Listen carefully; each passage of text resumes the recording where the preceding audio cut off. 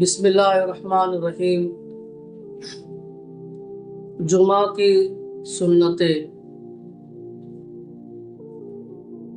جمعہ کے دن غسل کا اہتمام کرنا چاہیے۔ اسی طرح عمدہ اچھے صاف ستھرے کپڑے پہننا چاہیے۔ عام طور پہ دیکھنے میں یہ آ رہا ہے کہ لوگ جمعرات کو جو کپڑے میں ہوتے ہیں جمعہ میں وہی کپڑوں میں نظر آتے ہیں، حالانکہ جمعہ یہ دنوں کا سردار دن کہلاتا ہے۔ جس طرح عید ہوتی ہے اس طرح جمعہ کے دن عید کا دن ہوتا ہے، تو ہم سستی سے بچیں اور غسل کا اور اچھے کپڑوں کا ہم اہتمام کریں۔ اسی طرح مسجد میں جلد جانے کی فکر کرنا۔ پہلے ایسا ہوتا تھا، لوگ نہا دھو کر جو ہے مسجد کی طرف جاتے تھے اور جلدی پہنچ جاتے تھے۔ اس لیے اس کا ابھی ہم بھی اہتمام کریں کہ جمعہ کے اندر ہم جلدی جانے والے بنیں، تاکہ بیان ہم مکمل سنیں۔ اسی طرح مسجد کے اندر پیدل جانا یہ سنت ہے۔ اب جلدی اگر آپ نکلیں گے تو جلدی پیدل جانے میں کوئی حرج نہیں۔ اب آپ وقت پہ نکلیں گے تو ظاہر سی بات ہے جماعت چل جائے گی آپ کی۔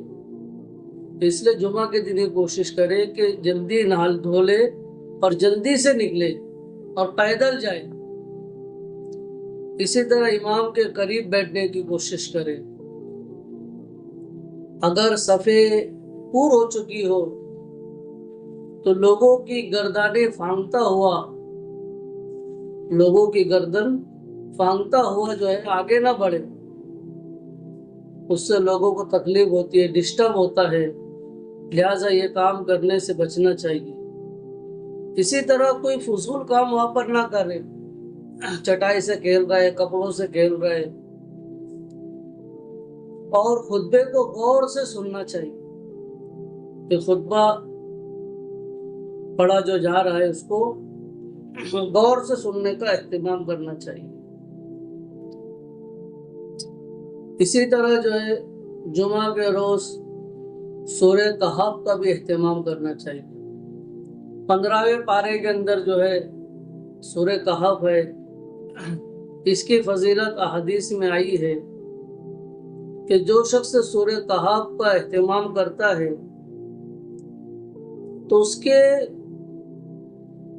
ایک جمعہ سے دوسرے جمعہ تک تمام صغیرہ گناہوں کو معاف کر دیا جاتا ہے، اس کے لیے ایک نور پیدا کیا جاتا ہے جو کل قیامت کے روز اس کو کام آئے گا۔ اسی طرح جو ہے جمعہ کے دن درود شریف کا خاص اہتمام ہو۔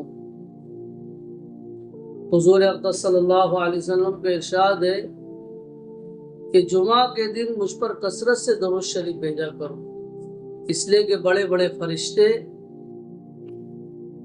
یہ جمعہ کے دن زمین پر بھیجے جاتے ہیں، اور جو درود شریف پڑھتا ہے اس کا نام اور اس کے والد کا نام لے کر فرشتے حضور صلی اللہ علیہ وسلم تک پہنچاتے ہیں۔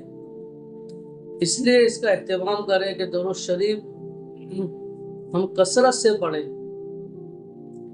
اسی طرح جمعہ کے دن بالوں میں تیل لگانا، اسی طرح خوشبو عطر لگانا یہ بھی سنت ہے۔ حدیث کے اندر آتا ہے کہ مسجد میں خوشبو کو پیدا کرو، خوشبو سے آباد کرو۔